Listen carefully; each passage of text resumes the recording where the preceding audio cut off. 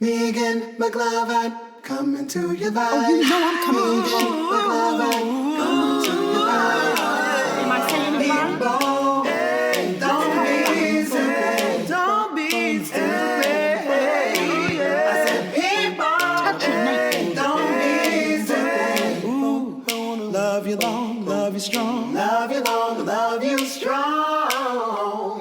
Megan McLovin, coming to your vibe. I know I'm talking good. Hey now.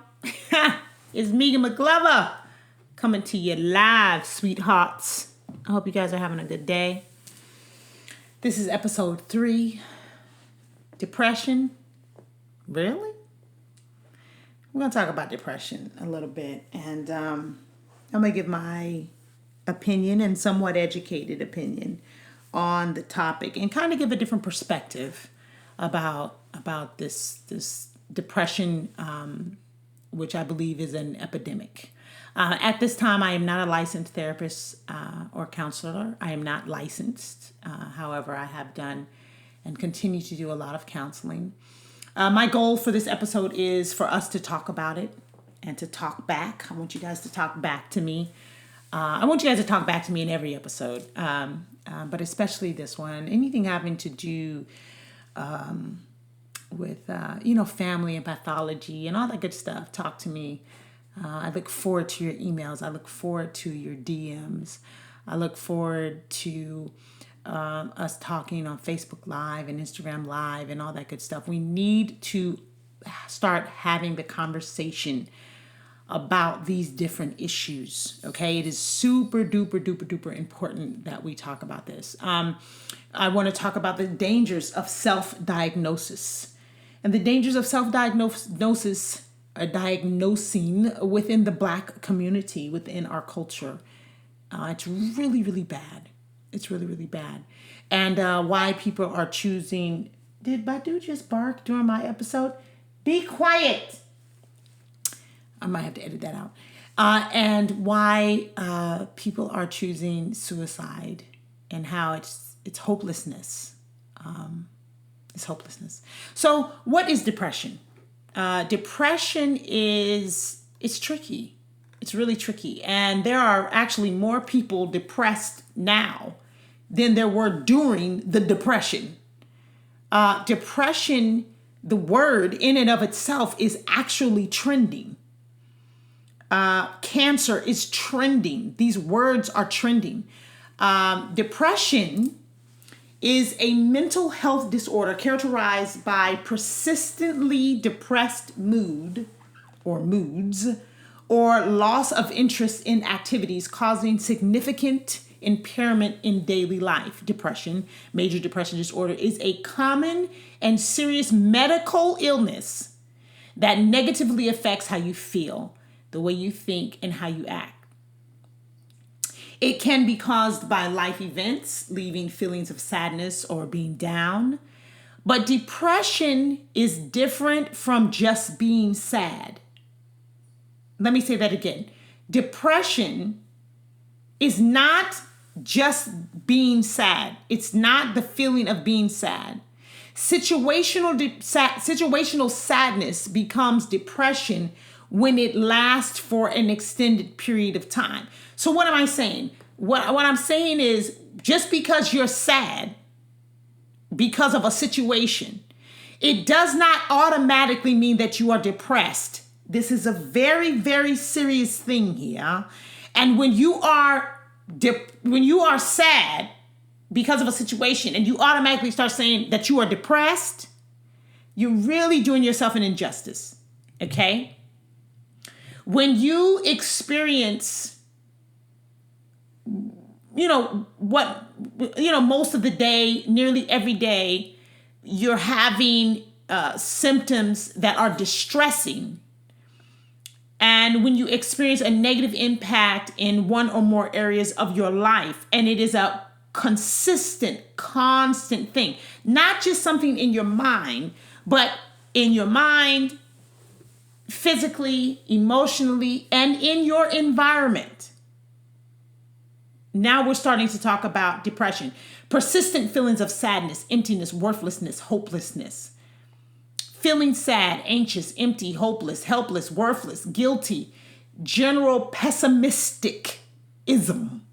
Okay, feeling more irritable than normal, not doing the things you used to enjoy because you have no interest and or no motivation, feeling easily fatigued or generally lacking energy. Okay, having difficulty thinking, making decisions, concentrating, having difficulty remembering things, thinking of death and or suicide. Okay, this is depression. Okay. However, it is not something to be self-diagnosed. And to be quite frank with you, I don't feel that it should be diagnosed by just one medical professional. I believe that you should get at least 2 opinions on depression, because regular life, and when I say regular life, I'm talking about regular life: loss of a job, loss of a relationship, loss of a family member, divorce, loss of a child, feeling bad about yourself, negative self-thought, things like that. Those are regular life happenstances that can cause such sadness and pain and or grief that it can put you in a depressive state. However, it does not give you an automatic diagnosis of depression. Are you hearing what I'm telling you here? Okay. Professional treatment, okay? Cognitive behavioral therapy, interpersonal therapy, behavior therapy, mindfulness-based cognitive therapy. These type of things are needed when you are depressed. They're needed in general, but they are really needed when you are depressed. So that's depression, right? Now let's talk about anxiety. Okay, let's talk about anxiety. Because I feel like a lot of people are jumping on the bandwagon, and I'm not in any way trying to downplay depression. I'm not, because what I'm actually saying is depression is huge. It's a very, very big thing. And so we should not claim depression if you really don't have it. Okay? Because it's kind of like saying, let me treat this cold. You have a cold, and so you're going to treat it with chemotherapy when it's just a cold. Do you understand what I'm saying? Oh, that was good. I felt that in my spirit. It's like saying I have a cold and I'm going to treat it with chemo because you think it's cancer, but it's not cancer. It's a cold. Even though that cold is kicking your ass, even though you got flu symptoms, you got fever, you can have the flu, you have chills, you have aches, you can't eat, blah, blah, blah. It's still the flu. Even though it's making you feel like trash, it's still the flu. And most certainly, you wouldn't go get chemotherapy to treat a flu. Am I talking good? Okay? So what I'm saying is, don't self-diagnose yourself with cancer when you just have the flu. Don't self-diagnose yourself with depression, my people, when you just have grief and or sadness and anxiety. So let's talk about anxiety. The difference between anxiety and depression. Okay? Anxiety is excessive fear, the anticipation of a thought of future threat. It can affect your behavior, cause functional disturbances, panic attacks, start messing with your heart rate, right? So anxiety, this excessiveness, this excessive fear, okay, if not dealt with, can cause you to be an agoraphobic, right? So let's say, for example, if you are afraid of something happening to you when you go outside, well, then that will prohibit you from going outside, right? That in and of itself, keeping you from going outside, is not necessarily, the root of it wasn't depression as much as you might be depressed now because you ain't been going outside. Are you watching what I'm doing here? But technically it wasn't depression that started it. It was a fear, which then caused anxiety, which then kept you from going outside, which then made you depressed because you weren't going outside, because it was affecting your livelihood. Right? So now there are different types of anxiety. You have separation anxiety, which is either you are away from home, have a loss of someone, you fear losing someone, you may have repeated nightmares or headaches, vomiting, stomach aches, you can't sleep. Right? This is anxiety. This is separation anxiety. You may have phobias like claustrophobia, mutism anxiety. Like Maya Angelou, Dr. Maya Angelou, she stopped talking. Remember, if you read her book, someone raped her, and they most certainly should not have, because her grandmother went, or somebody did. The story is told. The story is told that the fella that raped her and kidnapped her and so forth and so on was never seen again. Let's put it that way. That's the way she tells it. That's the way I'm going to tell it. God rest her beautiful soul and the soul of her beautiful grandmother. You got to watch who you rape now. You got to be careful. Anyways, I digress. And so, but she stopped talking because she felt like her telling her grandmother that something happened to her, put the man away. So she stopped talking. There are specific anxieties, there's social anxieties.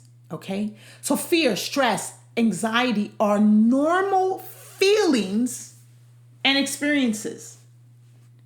Fear, stress, okay, regular stress, regular fear, even anxiety to a degree are normal feelings and experiences in this human experience, in this human life. However, there are more enhanced, they can be more enhanced when combined with trauma. Okay, so you have regular fear, stress, and anxiety. It's part of experience. When it is combined with trauma, now we're getting a little more serious. Okay, we as a community, as a culture, have so much trauma that we don't realize what it is that we're sweeping under the rug, right? So when you're talking about pathology, right? Pathology speaks to this. You ever wonder why you do the same thing your mother did, even though you didn't like what she did, and you swore to your socks when you were a child, I'll never raise my kid like that. I'll never yell at my kid the way my mother yells at me. I'll never do what my father did. And you end up doing the same thing? That's pathology. That is trauma. Okay? So it still doesn't necessarily mean you are depressed. It just means that there is trauma. Okay? And we as African Americans have more trauma than most because we have within our DNA the rage, and we'll talk about this, but we have the rage that is within our blood because the blood has been transferred down through generations. So we have the rage and the fear and the anxiety already in our bloodstream before regular life even begins to happen. Okay? So can you make yourself depressed? The answer is yes. You can actually make yourself depressed. How can you make yourself depressed? By not dealing with stuff. Flat out. Not dealing with things that you know good and damn well are upsetting you that will make you depressed. I'm telling you.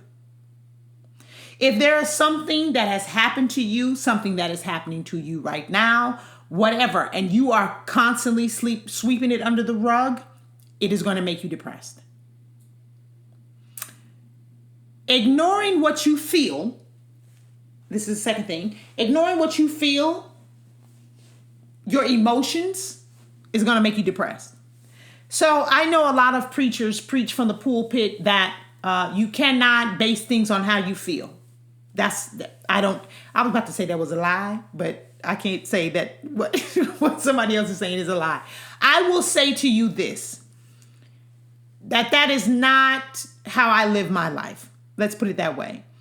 You have a guidance system, and that guidance system is your emotions. It is telling you, now don't get me wrong. Your emotions can also tell you to go jump across the counter and beat that woman's ass for being disrespectful to you. That's also a guidance system.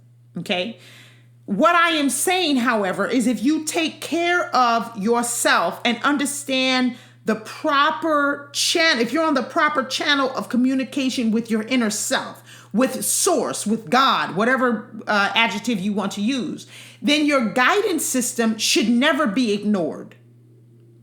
Your feelings about something should never be ignored if you are in tune and when you are in tune with who you really are.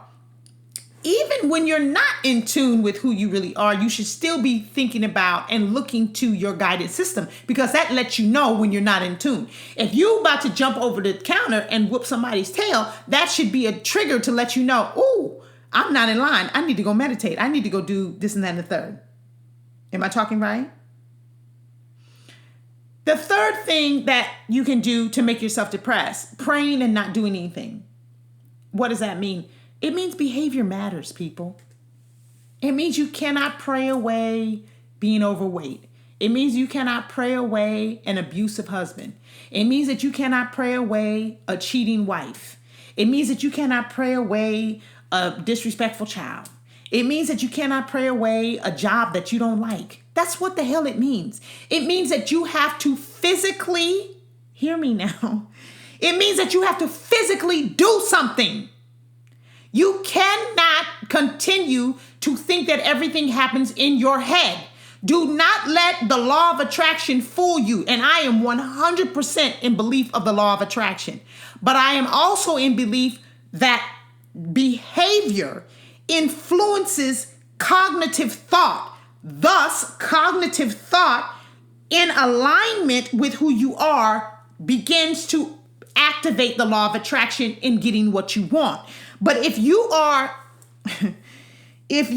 constantly sitting in your bed, but you want to lose weight, or you're sitting on your couch and you want to lose weight, and you keep thinking about and fantasizing about how you would feel and how you would look when you lose 100 pounds, but you ain't got up off that couch, there ain't enough attraction in the law, to make you lose that weight. You physically have to begin to drink water, to eat healthier foods, and to do some type of exercise, because we are co-creators with God. We are not co-imaginary vessels. It doesn't work like that.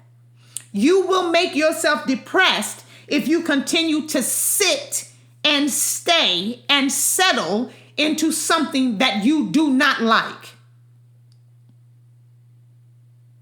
Continuing the next thing, how you can make yourself depressed. Continually going to places and being around people that make you feel bad about yourself.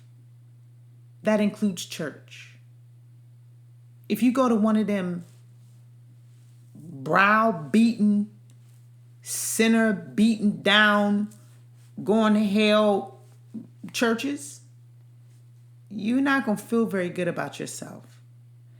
Because the born in sin and shaping into iniquity ideology really kind of sets you up for failure. Like, how can you ever feel good about yourself if you were born into shit? It's going to be very difficult. And so you want to be in a place and around people that are uplifting not only who you are, but uplifting themselves, thus reflecting and vibrating that same type of energy throughout the room and throughout the experience. It is very, very, very important that you are around not yes men, not people that are constantly saying, yeah, everything you're doing is great, but around people and around the energy of abundance and evolvement to better their situation through behavior and actions that make themselves feel better about who they are. Okay? Lastly, you can make yourself depressed by flat out going against what you know you should be doing. Cognitive dissonance. Cognitive dissonance is literally doing the opposite of what you want to be doing. Doing the opposite of what you know you should be doing for yourself. Cognitive dissonance is being around. It's the same thing I just talked about. Being around people that you know good and damn well. You know how when you are doing something or you're about to go somewhere and you really don't feel good about it? That's what I'm talking about. That's cognitive dissonance. And if you keep doing that enough, you will make yourself depressed. I promise you that. Depression within the Black community. Oh, man. Depression within our culture is so widespread on television and Instagram and Facebook. And there's another beating. There's another shooting. There's another form of dehumanizing. There's another, it's just more and more and more and more reasons to be depressed. It shows hopelessness. It shows helplessness. It is just a state of constant distress.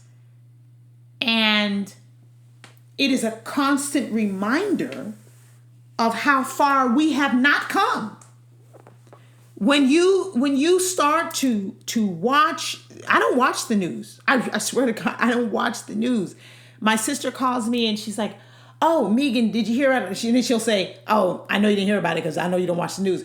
I haven't watched the news in years because it does not in any way reflect on the beauties that we as a people have not only overcome, but are thriving in such amazing ways. In other words, if you watch too much Facebook and TV and too many pro-Black awareness blogs and so forth and so on, you will be depressed. You really will. It will start to lead you to depression because it is not showing all of the people that graduated. If they do show all the people that graduated, they'll say, "I bet you this ain't on the news. I bet you this is not on the news." And it's like, we as a Black people especially, need to see more positive images of ourselves. Stay off the TV as much as you can, unless you're watching something positive. Don't watch any reality television that's garbage. If it's trash, don't watch it. Because this stuff is going into the fabric of your being and it is depressing you. That's what I'm trying to tell you. Okay? Do not go to church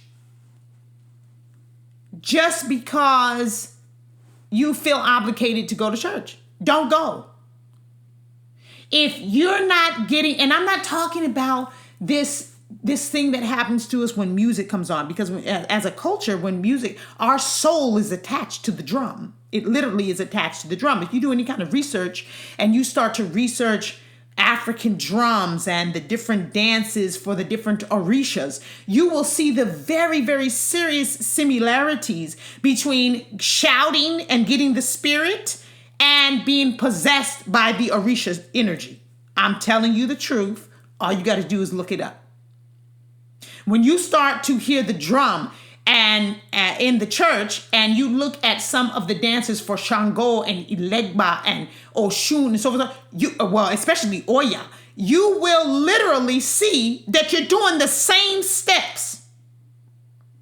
So if you're going to church just for the music and you getting your ass beat by what the pastor is saying because he's browbeating you into shame and guilt in order for you to pay for your salvation, I'm talking good. You need to check that. You do not have to go to church. You are not obligated to go to church, especially if it's making you feel bad. Don't go. I promise you, God is right where you are. I promise you that. You need to figure out whether God loves you or not. Like, for real. I mean, like, you know, we are taught, oh, God loves you. God loves you.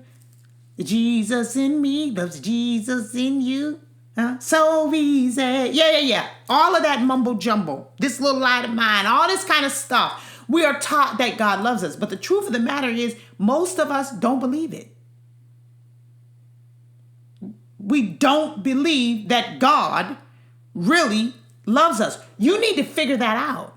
Because once you figure that out, a lot of stuff that you are allowing yourself to be depressed about, you wouldn't be depressed about that stuff.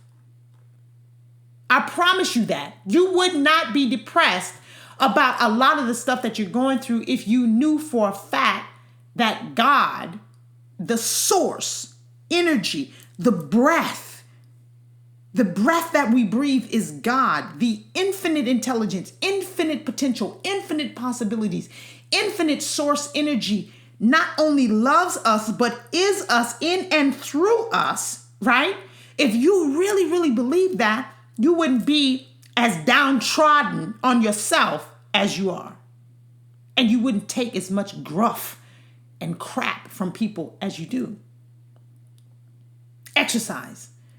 Studies have shown that exercising in connection connects with alleviation of depression and depressive symptoms.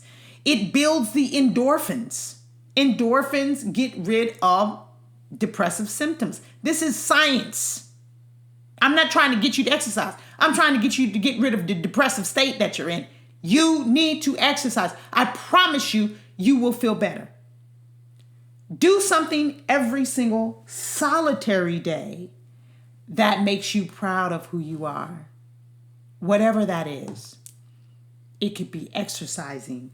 It can be meditating. It can be making yourself breakfast. It can be sitting down for an extra 7 minutes to have a glass of tea.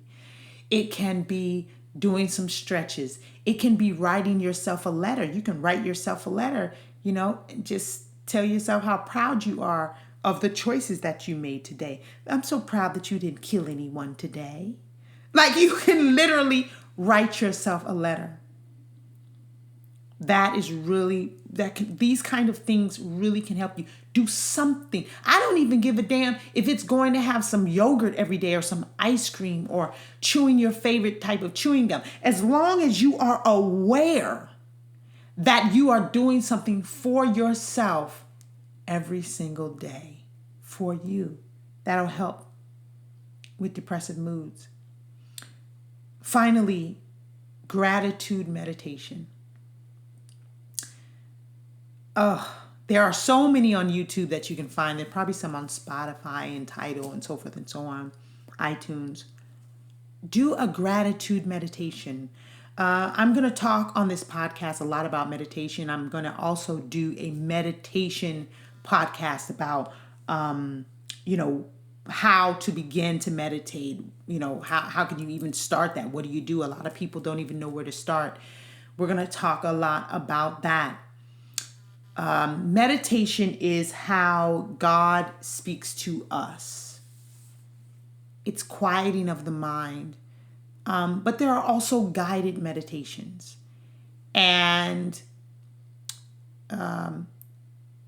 a guided gratitude meditation, there's some guided meditations. Gratitude meditations are only like 10 minutes long on YouTube. Honey, they will change your life. Do it every day. You can do it while you're drinking tea if you need to, just to start out. Take some time to be grateful. You need to do the guided meditation because sometimes when you're in the bottom of stuff, it's not easy to find something to be grateful for. Am I talking right? So you may need to be guided, what are some things about me that I like? What are some things that I see around me right now that I like? What are possessions that I have? My couch, my TV, my shoes, my clothes. These are the type of things that I'm talking about. And so guided meditation is good. So I'm going to stop this podcast now and I'm going to do a part 2 because there's so much that we need to talk about. We need to talk about victimhood. We need to go more into church. We need to go into, being guilty and feeling shame and all that kind of stuff. So we'll go more into that on part 2. But you may not be depressed. That's my thing. I want you to get out of this. You may just be sad. You may just be hurt. You may just have grief. You may just have some issues that you need to deal with and tend to. It doesn't mean that you're depressed. Please don't jump on this bandwagon of depression. I want you to take control of your life. Take control of who you are and what you are. You know, you don't have to be depressed. Some people are. Some people are flat out depressed.